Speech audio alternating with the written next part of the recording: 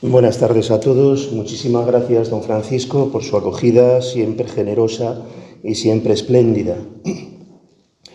Sin más preámbulos, entramos directamente a tratar del tema que nos ocupa esta tarde.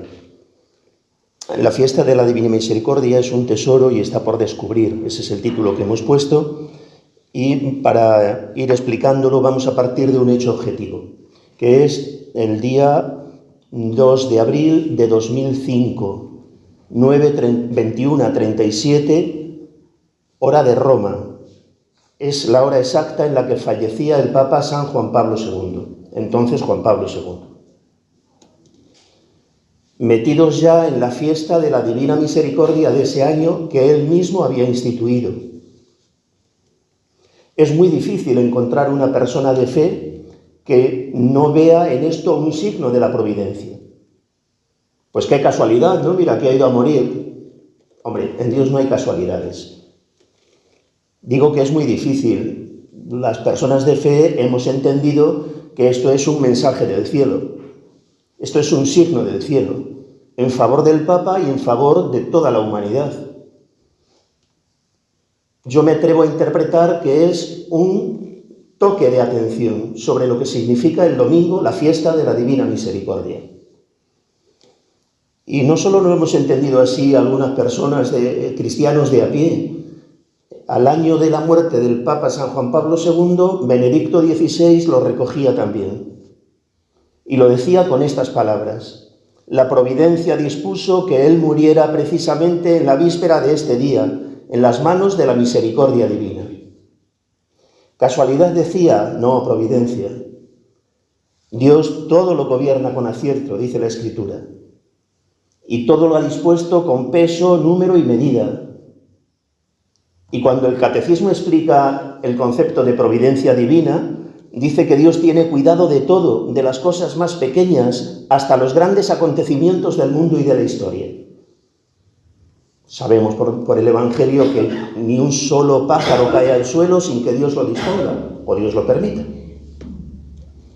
Este es el hecho objetivo. En la interpretación que hacemos es esta que acabo de hacer, ¿no? Entonces, esto es un toque de atención, una llamada de atención. ¿Qué nos está diciendo Dios a través de este signo concreto, de este hecho concreto? Vamos a tratar de descubrirlo. ¿En qué situación estamos? Pues hasta donde uno puede observar, el domingo segundo de Pascua, fiesta de la Divina Misericordia, es un ordinal más en el calendario litúrgico. Ya se han pasado los días de Semana Santa, se ha pasado el domingo de Resurrección, volvemos a nuestras actividades ordinarias, quien tenga vacaciones ya las ha disfrutado, los colegios vuelven a funcionar, todo se vuelve a poner en marcha con los horarios habituales y en la Iglesia estamos contagiados de esto. Y organizamos pues todo tipo de actividades, las que vayan viniendo bien. Y como digo, el domingo segundo pues es el de la Divina Misericordia, porque así lo dice el misal. Y bien, sí, se habla un poquito de la misericordia en términos generales, sin profundizar mucho más. Y el segundo domingo de Pascua pasa por ser el de la Divina Misericordia, como el cuarto pasa por ser el del Buen Pastor. Es decir, un número de orden en el calendario litúrgico. Pero esto tiene mucha miga. Vamos a tratar de descubrirlo desde dos fuentes: la doctrina de la Iglesia y las revelaciones de Santa Faustina Kowalska. Según la doctrina de la Iglesia, desde que hemos celebrado la vigilia pascual anteayer hasta el domingo de la Divina Misericordia, estamos celebrando un solo día litúrgico, que es el día de la resurrección del Señor. Después de la reforma del calendario litúrgico a raíz del Concilio Vaticano II, se quedan solamente 2 octavas en la liturgia de la Iglesia. La octava de Navidad, 8 días celebrando el nacimiento del Señor. Y la octava de Pascua, 8 días celebrando el día de la resurrección. ¿Qué quiere decir esto? Pues mirad, en la costumbre judía, el último día de las fiestas era el día más solemne. En Juan 7:37 se dice: el último día, el más solemne de todos, Jesús gritando dijo: el que tenga sed, que venga a mí y beba, etc. Me fijo en estas palabras: el más solemne, el último día. El Domingo de la Divina Misericordia es el mismo día que hemos estrenado en la Vigilia Pascual, pero coronado. Es el broche, es la traca final de la resurrección. Esto suele pasar inadvertido por lo que decía hace un momento. Y es una pena, porque el Señor suele reservar sus gracias más importantes a última hora, casi siempre para el final. Entre otras cosas porque exige de nosotros perseverancia. Con vuestra perseverancia salvaréis vuestras almas. La gracia final es la más importante. Es el broche, es la corona. A mí me llama la atención que generalmente entre los sacerdotes hay una queja de que celebramos mucho Jueves Santo, Viernes Santo, y luego la Vigilia Pascual, cosa que es verdad y se demuestra por la asistencia a las iglesias. Jueves Santo todo lleno, los oficios del Viernes Santo un poquito menos, en la Vigilia Pascual bastantes menos. Esa es una queja que está muy justificada. Ahora, no sé si caen en la cuenta de que la misma queja se podría hacer respecto del segundo domingo de Pascua. O sea, la queja es: se han pasado lo que se considera sociológicamente, ¿no?, los días grandes de la Semana Santa, y luego ya la Vigilia Pascual, bueno, pues para unos cuantos comprometidos y bien, los aficionados. No, pues es la misma queja. Se ha pasado la Vigilia Pascual, se ha pasado el Domingo de la Resurrección, y hasta el año que viene, no. Nos falta el broche, nos falta el punto final. Esto para justificar la importancia que tiene el Domingo de la Divina Misericordia desde la liturgia. Pero también lo podemos justificar desde el diario de Santa Faustina. Voy a leer algunos puntos, en uno de ellos me voy a entretener más, en los que se dice que es un deseo explícito de Jesús. O sea, el Señor, a quien tenemos aquí, dice que desea que se celebre esta fiesta. Si entre nosotros, a las personas a las que queremos muchos, solemos decir: tus deseos para mí son órdenes, pues no hace falta que continúe la frase, ¿no? Punto 49 del diario. Palabras del Señor a Sor Faustina: deseo que haya una fiesta de la misericordia. Quiero que esta imagen que pintarás con el pincel sea bendecida con solemnidad el primer domingo después de Pascua, de Resurrección. Ese domingo debe ser la fiesta de la misericordia. En el punto 299, deseo que el primer domingo después de la Pascua de Resurrección sea la fiesta de la misericordia. El punto 699, que ahora voy a citar una frasecita y luego le voy a leer entero. La fiesta de la misericordia ha salido de mis entrañas. Deseo que se celebre solemnemente el primer domingo después de la Pascua. Lo curioso de todo esto es que este deseo se hace más patente cuando resulta que esta fiesta ya existía. Esto es curiosísimo. El Papa Pío IX, el Beato Pío IX, había instituido esta fiesta en el siglo XIX y se había perdido. ¿Y cómo es que habiéndola instituido el Papa se había perdido? Porque no había entrado en el calendario litúrgico. Se había quedado ahí, bueno, pues al margen de la liturgia, que es la cumbre y fuente, palabras del Concilio Vaticano II, de toda la vida de la Iglesia. Igual que se dice de la Eucaristía, cumbre y fuente de la vida cristiana, pues igual de la liturgia. Es decir, el deseo debía ser importante, porque hubo una primera intentona y no salió adelante. El 11 de mayo de 1934, Santa Faustina escribió esto: una mañana, después de haber abierto la puerta para dejar salir a nuestra gente que traía el pan, entré un momento en la pequeña capilla para hacer a Jesús una visita de 1 minuto y para renovar las intenciones del día. Oh Jesús, hoy todos los sufrimientos, las mortificaciones, las plegarias, las ofrezco por el Santo Padre, para que apruebe esta fiesta de la misericordia. Pero Jesús, debo decirte todavía una palabra. Estoy muy sorprendida de que me ordenes hablar de esta fiesta de la misericordia, mientras que esta fiesta, según me dicen, ya existe. Entonces, ¿por qué he de hablar de ella? Y Jesús me contestó: ¿quién de entre la gente sabe de ella? Nadie. Y hasta aquellos que han de proclamarla y enseñar a la gente esta misericordia, muchas veces ellos mismos no lo saben. Por eso quiero que la imagen sea bendecida solemnemente el primer domingo después de Pascua, y que se la venere públicamente para que cada alma pueda saber de ella.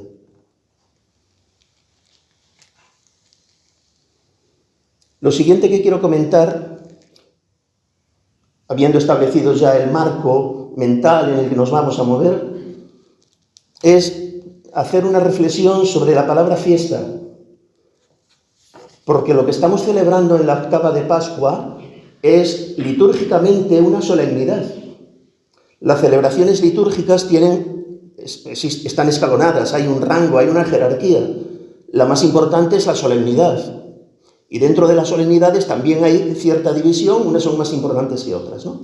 No es lo mismo una solemnidad del Señor que una solemnidad de un santo, aunque sean todas solemnidad. Después están las fiestas. Después están las memorias, y dentro de las memorias las hay obligatorias, las hay libres, y también con cierta división entre ellas. Si estamos celebrando una solemnidad, ¿cómo es que se llama fiesta? Porque parece que es rebajarla de categoría. Toda la octava de Pascua, todos los días, desde el sábado por la noche hasta el domingo de la Divina Misericordia, todos los días son solemnidad, todos, solemnidad litúrgica. Entonces, ¿no hay aquí una especie de contradicción? No la hay, porque el sentido que se le da a la palabra fiesta aquí no es el litúrgico, es el sentido que utilizamos en el lenguaje corriente cuando hablamos de fiesta, de ir a una fiesta, de celebrar una fiesta, de preparar una fiesta. Es decir, es una fiesta para celebrarla nosotros, no es una fiesta litúrgica, porque litúrgicamente tiene el rango más alto de solemnidad, como digo. Es el sentido que se le da en la gran parábola de la misericordia, que es la que hemos llamado muchas veces del hijo pródigo, ¿no? La del hijo perdido. Es el sentido que le da el padre de la parábola cuando le dice al hijo mayor que, entre comillas, textual de la Escritura, convenía celebrar una fiesta y alegrarse.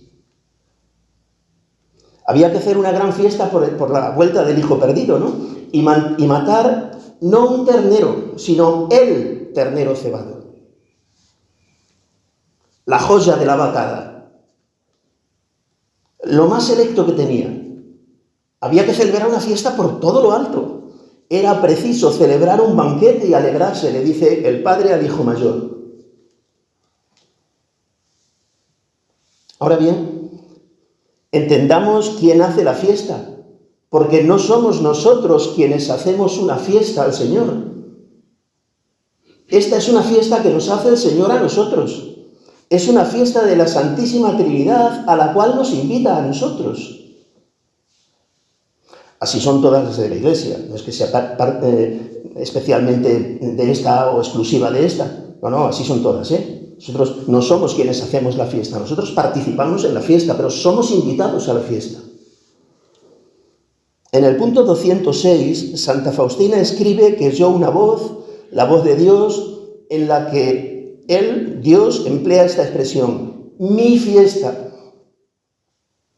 El día de mi fiesta, la fiesta de la misericordia, recorrerás el mundo entero y traerás a las almas desfallecidas a la fuente de mi misericordia.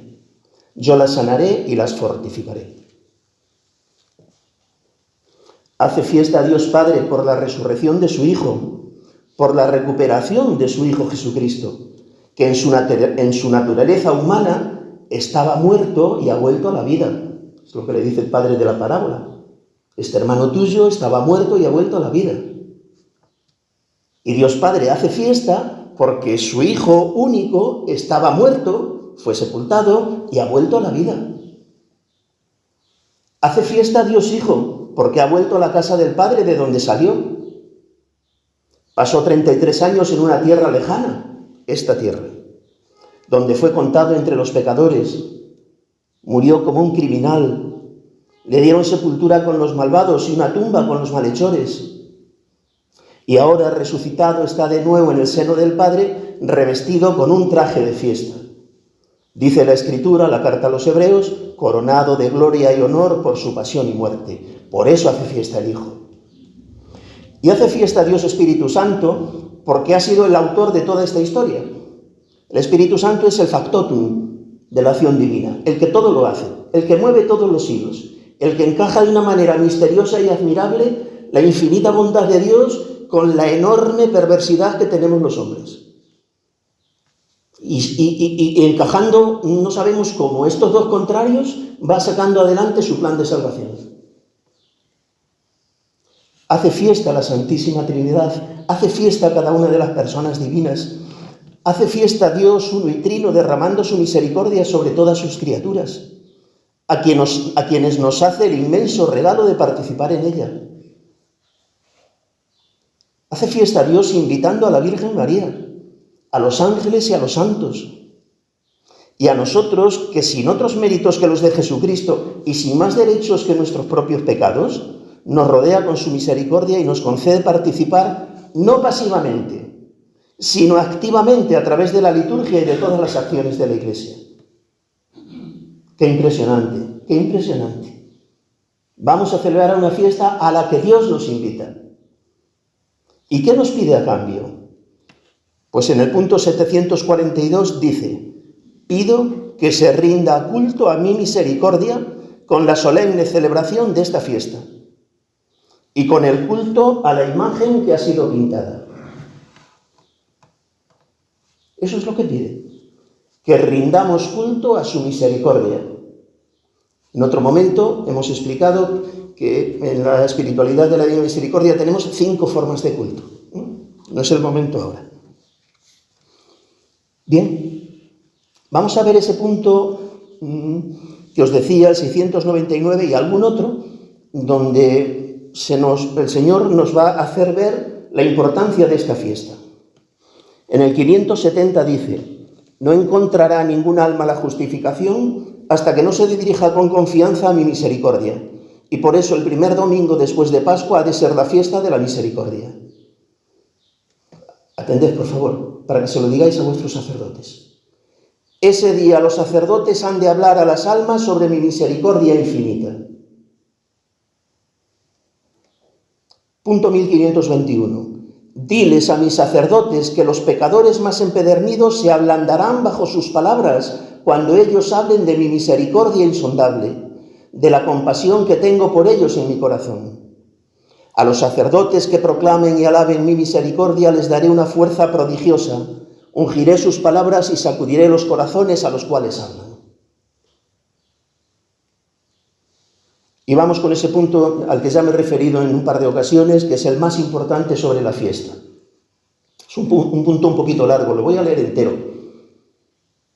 No es una explicación continuada, no es un discurso, no es un punto discursivo, sino una serie de frases que van justapuestas una después de otra y cada una encierra una afirmación importante.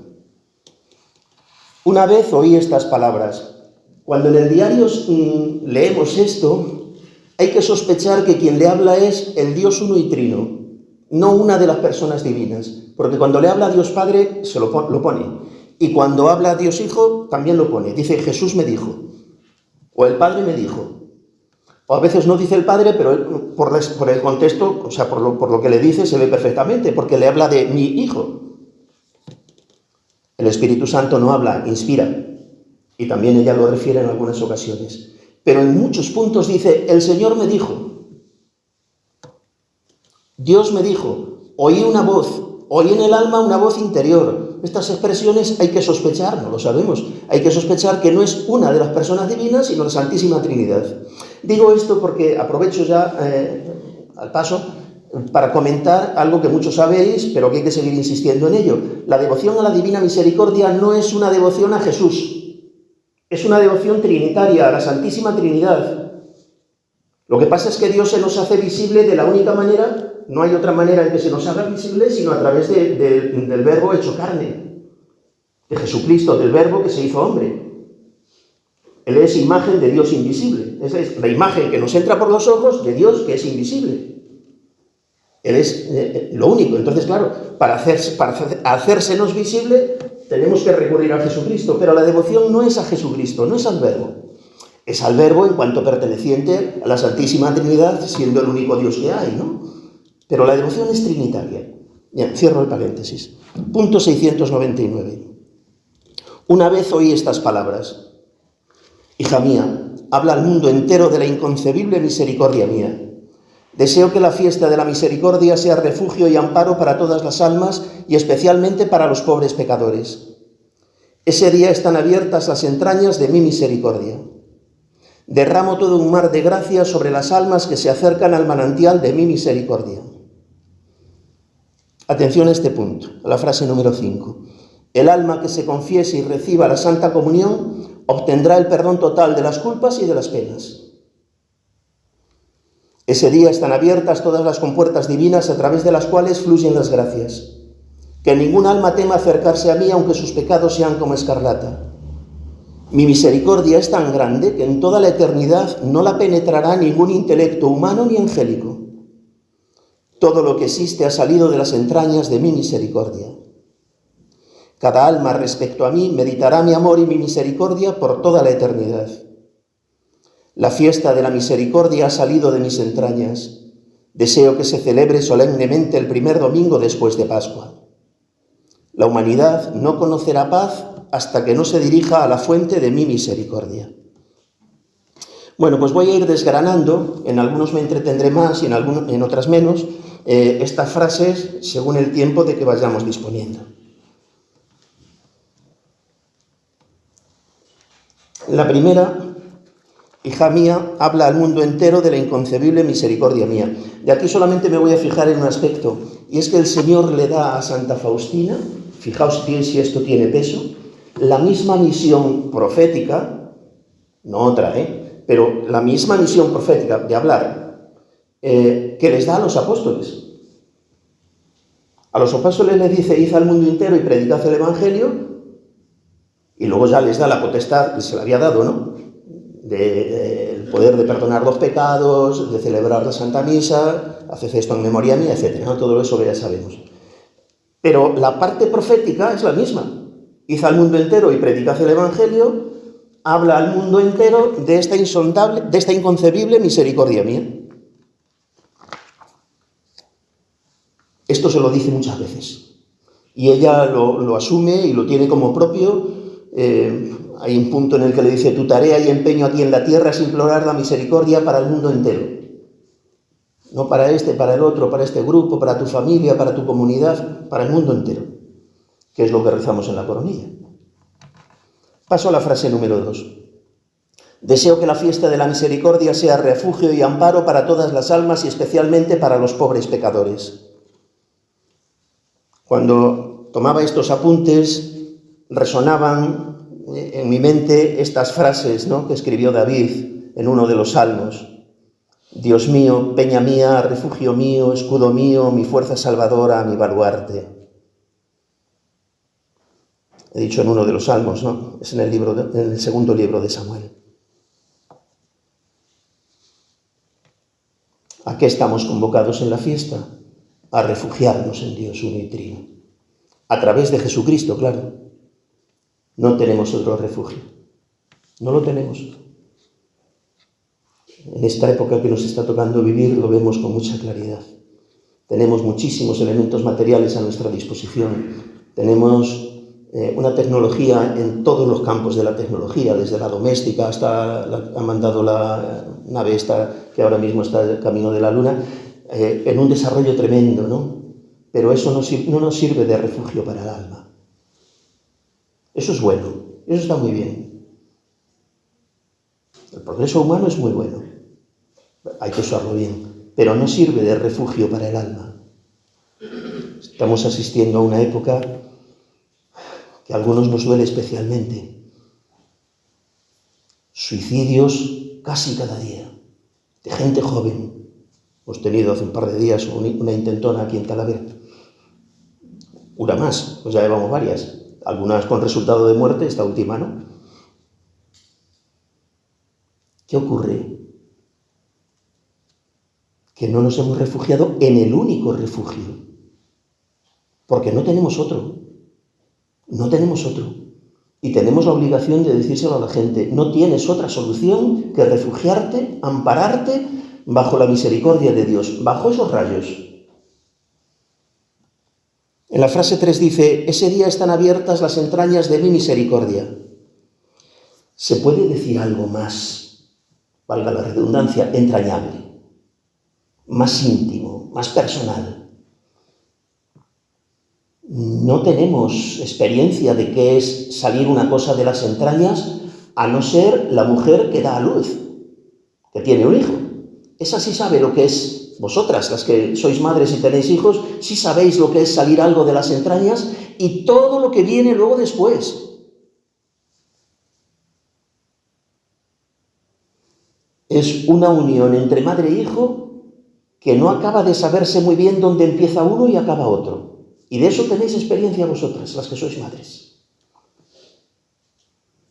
Y os he oído 1000 veces a 1000 madres, yo que me he dedicado a la enseñanza y he hablado con cientos de madres a lo largo de mi vida, que preferirían sufrir ellas lo que están sufriendo sus hijos, si se lo pudieran quitar. Y si hiciera falta cambiarles la vida, se lo darían.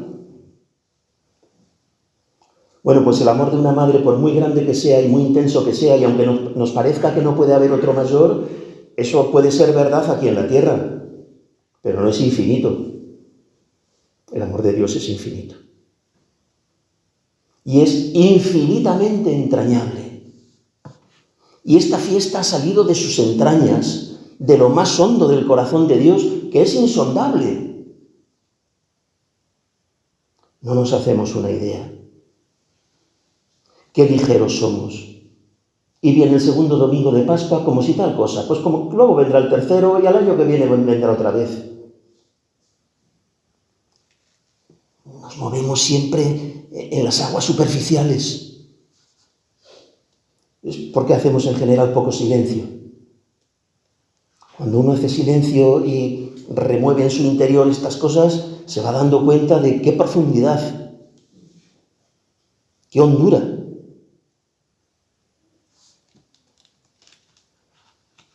Pasamos a la frase número 4. Derramo todo un mar de gracia sobre las almas que se acercan al manantial de mi misericordia. Manantial de la misericordia en el diario se aplica, otras veces se dice fuente de la misericordia, bueno, según la traducción que hayan hecho, a la persona de Jesucristo, al Sagrado Corazón de Jesús, fuente de la misericordia, al sacramento de la penitencia, fuente de la misericordia, y al sacramento de la Eucaristía. Estas son las fuentes que en el diario se citan como tales fuentes de la misericordia. 5. El alma que se confiese y reciba la Santa Comunión obtendrá el perdón total de las culpas y de las penas. Aquí me voy a entretener un poco. Para entender algo de este punto, tenemos que conocer, hasta donde podamos, el alcance de lo que es el purgatorio, que en mi opinión lo tenemos bastante descuidado. El purgatorio es ese estado intermedio entre la muerte y la salvación del cielo. Es un estado de purificación porque en el cielo no puede entrar ni pecado, ni sombra de pecado, ni sombra de culpa, ni resquicio del más mínimo defecto. Pureza absoluta. Absoluta es absoluta. Ni una mota en el alma. Y el purgatorio es muy duro. El purgatorio, las penas del purgatorio son más duras que todas las penas juntas de toda la vida temporal aquí en la tierra. La doctrina aceptada por la Iglesia, aprobada por la Iglesia, más sólida sobre el purgatorio es de una santa llamada Santa Catalina de Génova. Santa Catalina de Génova que escribe una obra llamada El Tratado, se la conoce, el título es El Tratado del Purgatorio, escribe, he tomado una cita para leerla, escribe lo siguiente: a pesar de lo dicho es que las almas en el purgatorio son muy felices porque aman mucho, pero al mismo tiempo sufren mucho. La diferencia entre el purgatorio y el infierno, entre otras diferencias, la fundamental, es que en el purgatorio se sufre por amor y en el infierno se sufre por odio. Claro, no es lo mismo sufrir por amor que sufrir por odio. El sufrimiento por amor hace crecer a la persona. El sufrimiento por odio lo que hace es hundirnos. Pues bien, en el infierno se sufre por odio, en el purgatorio se sufre por amor. Pues a pesar de que son felices en el sentido de que aman, a pesar de lo dicho, sufren estas almas unas penas tan extremas que no hay lengua capaz de expresarlas, ni entendimiento alguno que lo pueda expresar mínimamente, a no ser que Dios lo mostrase por una gracia especial.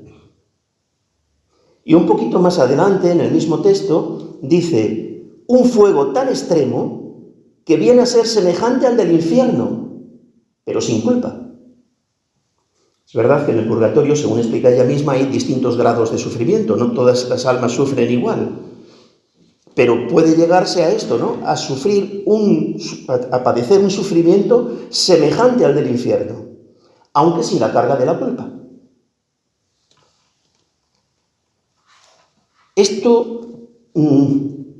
Esta es la base para poder entender este punto, número 5.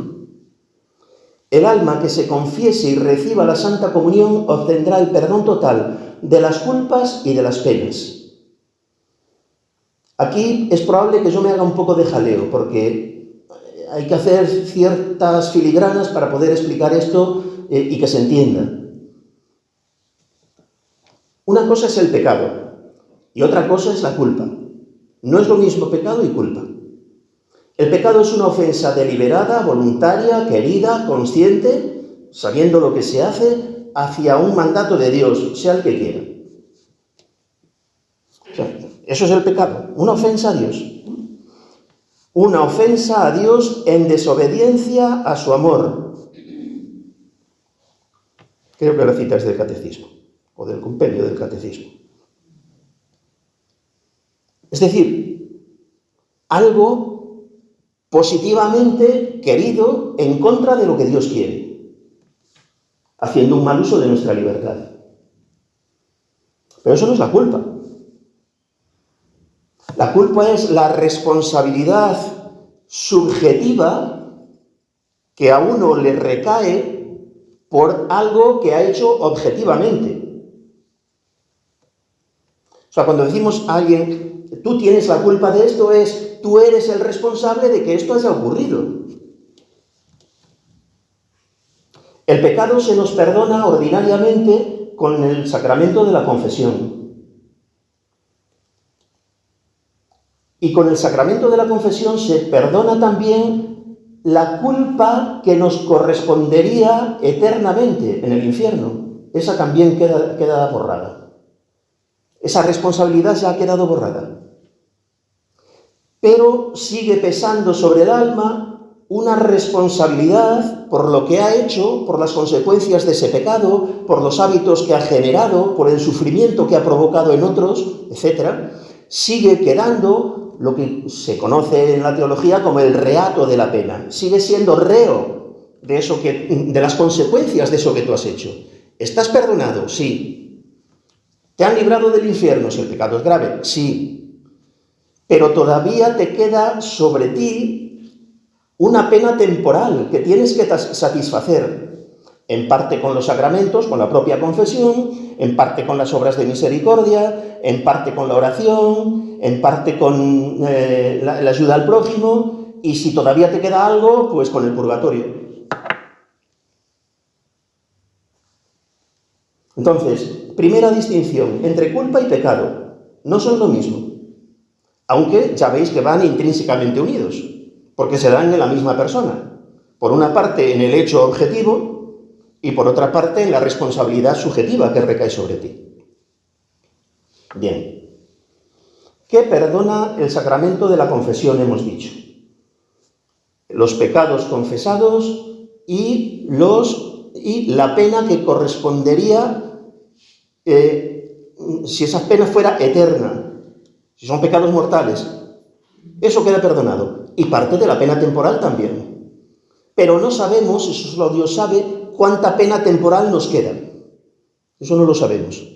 Sabemos que queda, la Iglesia dice que queda, es doctrina de la Iglesia que queda una pena temporal. Temporal quiere decir que se satisface en el tiempo, que dura lo que dura y luego se acaba. Bueno, pues la Iglesia, que es madre, amantísima, ha dispuesto que se nos liberen las penas temporales mediante las indulgencias. Y cuando uno lucra una indulgencia plenaria, se ve libre de todas las penas temporales que le correspondieran, que pueda tener almacenadas hasta el momento en que se cumple hasta el momento en que se lucra la indulgencia, ¿no? Y ya está. Pues no. Ya está, no. En alguna ocasión he oído predicar esto. He aplicado una indulgencia plenaria por un difunto, ya está en el cielo.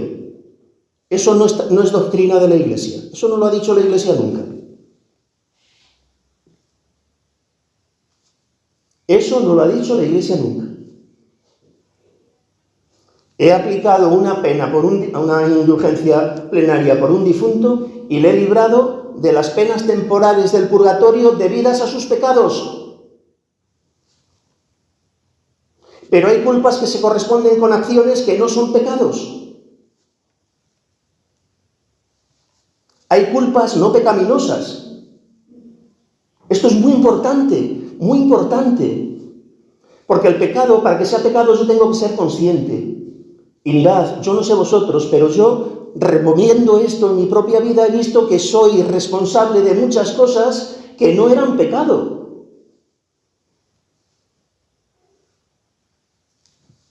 Que no eran pecado, que yo no las he confesado. Porque no las he vivido conscientemente como pecado, no he querido hacer daño a nadie, pero lo he hecho.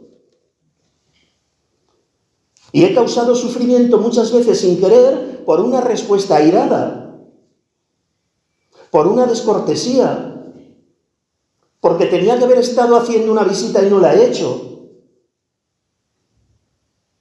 Y he pasado de largo.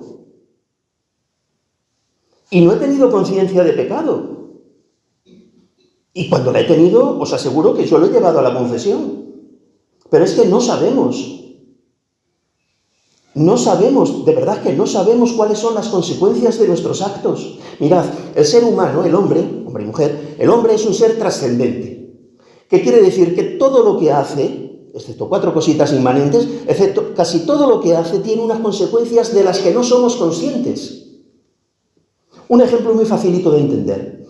Una persona escribe un libro perverso, con una doctrina perversa, haciendo daño, y es responsable de todo lo que pueda venir, de todos los que puedan leer ese libro en toda la historia.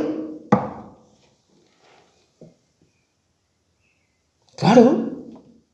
El ejemplo más claro es el de Adán y Eva. Adán y Eva no tenían ni idea de lo que iban a desatar con su pecado. Y lo desataron, y aquí estamos sufriendo las consecuencias, aunque bendita culpa que mereció tal Redentor, se nos ha cantado hace un par de días.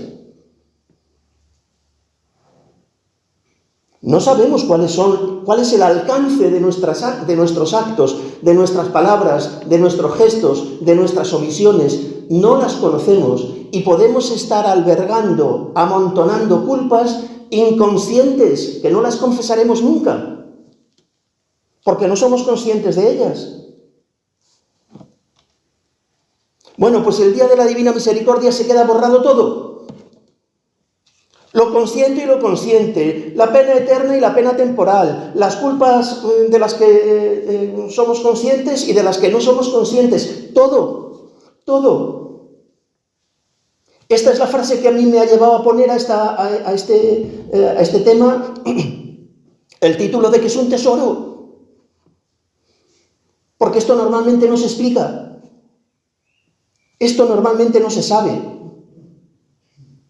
El alma que se confiese y reciba la Santa Comunión obtendrá el perdón total de las culpas y de las penas.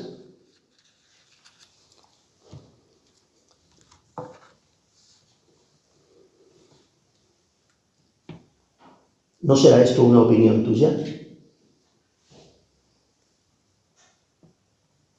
¿No será esto algo que en tus devaneos nocturnos o diurnos has ido a ir rumiando y ahora no lo cuentas? ¿No será una milonga?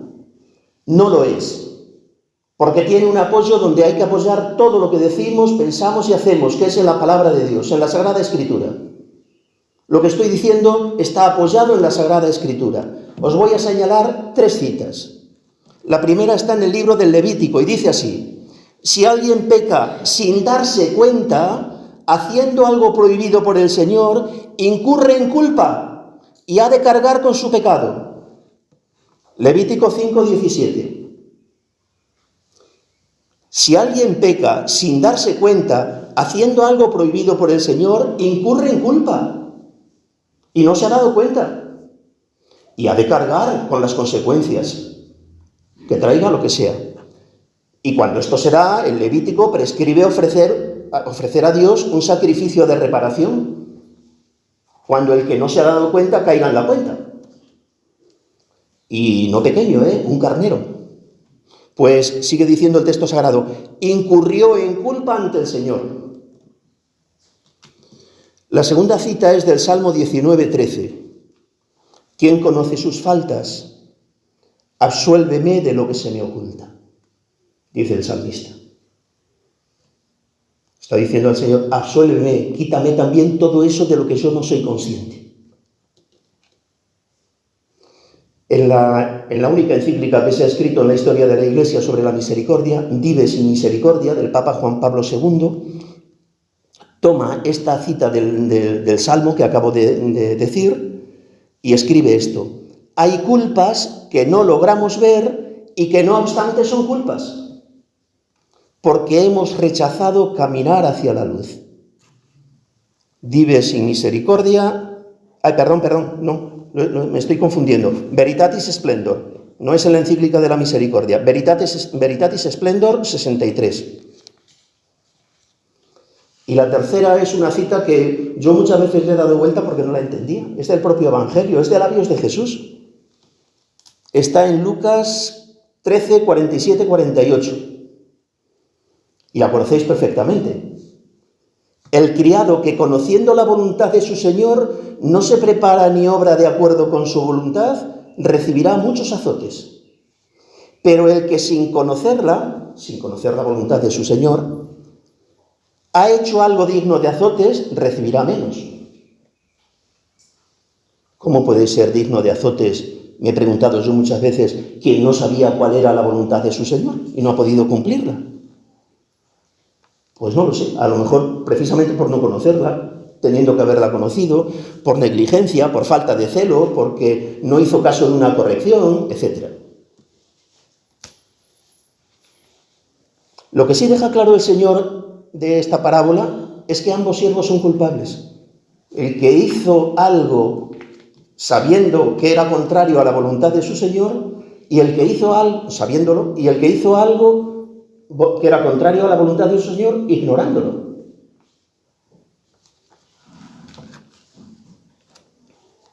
Bien, creo que se puede haber quedado más o menos explicada. Frase número 6. En ese día están abiertas todas las compuertas divinas a través de las cuales fluyen las gracias.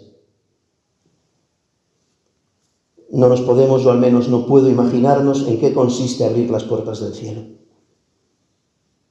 Pero abrir las compuertas es que salga todo lo que hay, que salga a borbotones, que salga en masa. Ahora hemos tenido con las inundaciones que hemos padecido este invierno, que abrir muchas compuertas de muchos embalses, que salgan ahí cientos y cientos, miles de litros, hectómetros cúbicos, lo que sea.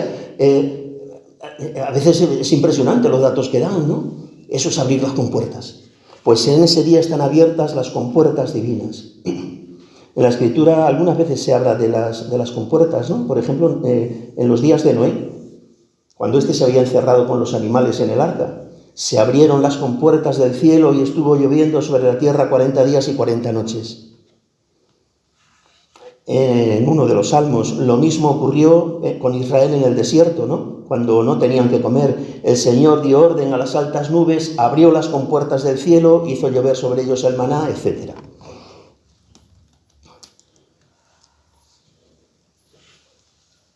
No seamos raquíticos pidiéndole al Señor. Os lo encarezco, me atrevo a pedirlo. ¿Por qué serían tan abiertas las compuertas del cielo, de las cuales fluyen las gracias? Y el Señor no dice las espirituales, todas, espirituales, temporales, mentales, psicológicas, sociales, económicas, de lo que queráis. Ese día están abiertas las compuertas del cielo. Pedid, pedid, pedid, pedid, pidamos ese día. Que no se nos estreche el alma pidiendo. Por el mundo entero, por el fin de estas guerras, por lo que sea. Quizá no veamos el resultado de nuestra oración, pero repercutirá en nuestra alma, porque somos seres trascendentes. Y Dios no olvida nunca, jamás, una sola petición de uno de sus hijos. Jamás. Y jamás deja de atenderla, eso sí, a su modo. Unas veces nos lo hace ver, otras veces nos hace ver un poquito, y otras veces nos mantiene en la oscuridad durante toda la vida. Pero Él no deja de atender. Está en el Evangelio dicho 1000 veces. Pedid, pedid, pedid, pedid. Pidamos ese día. Aprovechemos el día de la Divina Misericordia después de una buena confesión y en la comunión y pidamos. Pues anda que no hay necesidades por las que pedir. Para nosotros y para los demás, para la Iglesia entera. Frase número 7. Que ningún alma tema acercarse a mí, aunque sus pecados sean como escarlata. Aquí he recogido una serie de puntos del diario donde el Señor es insistente. Punto 50, que el pecador no tenga miedo de acercarse a mí. Me queman las llamas de la misericordia, deseo derramarlas sobre las almas humanas. En el 975, hoy escuché estas palabras: ruega por las almas para que no tengan miedo de acercarse al tribunal de mi misericordia. No dejes de rogar por los pecadores. Tú sabes cuánto pesan sus almas en mi corazón. Alivia mi tristeza mortal. Prodiga mi misericordia. Punto 1059. Jesús me ordena hacer una novena antes de la fiesta de la misericordia y debo empezarla hoy por la conversión del mundo entero. Eso es pedir, por la conversión del mundo entero. Y para que se conozca la divina misericordia, para que cada alma exalte mi bondad. Son palabras del Señor. Deseo la confianza de mis criaturas. Invita a las almas a una gran confianza en mi misericordia insondable. Que no tema acercarse a mí el alma débil, pecadora, y aunque tuviera más pecados que granos de arena hay en la tierra, todo se hundirá en el abismo de mi misericordia. Punto 1275. Secretaria mía, escribe que soy más generoso con los pecadores que con los justos. Por ellos he bajado a la tierra, por ellos he derramado mi sangre. Que no tengan miedo de acercarse a mí. Son los que más necesitan mi misericordia. Tengo apuntadas más, no puedo entretenerme. Frase número 8. Mi misericordia es tan grande que en toda la eternidad no la penetrará ningún intelecto humano ni angélico. Creo que no hace falta explicar mucho, porque quiero detenerme un momentito en la frase número 9. Todo lo que existe ha salido de las entrañas de mi misericordia. ¿Os dais cuenta del alcance de esta frase? Todo lo que existe ha salido de las entrañas de mi misericordia. Todo lo que existe. Mirad, tenemos habitualmente el concepto de misericordia reducido a su núcleo fundamental. Es un concepto bueno, verdadero, necesario, y hay que insistir mucho en ello, en la compasión que Dios tiene por el pecador, en estas cosas que estamos oyendo. Pero la misericordia no se reduce solamente a eso. La misericordia de Dios ha estado presente en la historia desde antes de la creación del mundo, en la creación del mundo, a lo largo de todo el Antiguo Testamento. a lo largo de la vida de Jesucristo, que es la cumbre de la misericordia de Dios, es la misericordia encarnada, dice Santa Faustina, a lo largo de toda la historia de la Iglesia, y a lo largo de toda la eternidad que nos quede por delante, no haremos otra cosa que disfrutar, exaltar su misericordia, según acabamos de leer. Todo lo que existe. Esto tiene su apoyo también en la Escritura, tampoco es una opinión mía. Salmo 136. Dad gracias al Señor porque es bueno, porque es eterna su misericordia. Dad gracias al Señor de los señores porque es eterna su misericordia. Solo Él hizo grandes maravillas porque es eterna su misericordia. No está hablando de perdón, sino de las maravillas que Dios ha hecho. Y las ha hecho por su misericordia, dice la Escritura. Él hizo sabiamente los cielos porque es eterna su misericordia. Él afianzó sobre las aguas la tierra porque es eterna su misericordia. Él hizo lumbreras gigantes, el sol y la luna, porque es eterna su misericordia. Ahí no había nadie pecando en todas esas cosas. Ese es el núcleo. Eso es lo más fuerte, eso es lo más importante. Pero la misericordia de Dios, si es infinita, no se reduce solo al perdón. Frase número 10. Cada alma respecto a mí meditará mi amor y mi misericordia por toda la eternidad. Pues ya sabéis lo que vamos a hacer en el cielo. Durante toda la eternidad. Meditar respecto de Él todo su amor y su misericordia. También esto está en la Escritura, ¿eh? Cantaré eternamente las misericordias del Señor. 11. La fiesta de la divina misericordia ha salido de mis entrañas otra vez. Ya lo había dicho, lo dice otra vez. Hay una especie de insistencia que Él considerará necesaria para que no se nos olvide que todo esto ha salido no de su boca, no de su dedo, sino de sus entrañas. La fiesta de la misericordia ha salido de mis entrañas. Deseo que se celebre solemnemente el primer domingo de Pascua. Y la frase número 12, la última, que ha sido quizás de las más repetidas fuera de los ámbitos propios de la espiritualidad, ¿no? Y que se seguirá repitiendo, la seguiréis oyendo porque es de una actualidad permanente además. La humanidad no conocerá paz hasta que no se dirija a la fuente de mi misericordia. Ya podemos soñar con tratados, con pactos, con treguas, con un alto del fuego, con no sé qué. La humanidad no conocerá paz hasta que no se dirija a la fuente de mi misericordia. Os recuerdo que hemos dicho que la fuente de la misericordia es al Sagrado Corazón de Jesús, o bien lo podemos aplicar a la Eucaristía, o bien al sacramento de la penitencia. Eso es lo que hemos dicho, ¿no? Al propio Jesucristo, ¿no? Esa es la fuente de la misericordia de Dios. Ese es el manantial a través del cual nos llega. Bueno, pues nada, que esto nos pueda servir para ahondar un poquito, para preparar algo mejor quizá, o por lo menos mantenernos en una buena preparación para esta fiesta. Vamos a tratar de celebrarla solemnemente. No me he entretenido en explicar eso, pero una palabra solamente. El Señor dice varias veces, no que desea que se celebre, sino que se celebre solemnemente. Celebrar solemnemente quiere decir celebrar con todo el esmero, de la manera más primorosa que podamos, que siempre será muy limitadita, pues somos muy limitados, ¿no? Pero hasta donde alcance nuestra capacidad para hacer las cosas lo mejor hechas posibles. Con limpieza de cuerpo y de alma.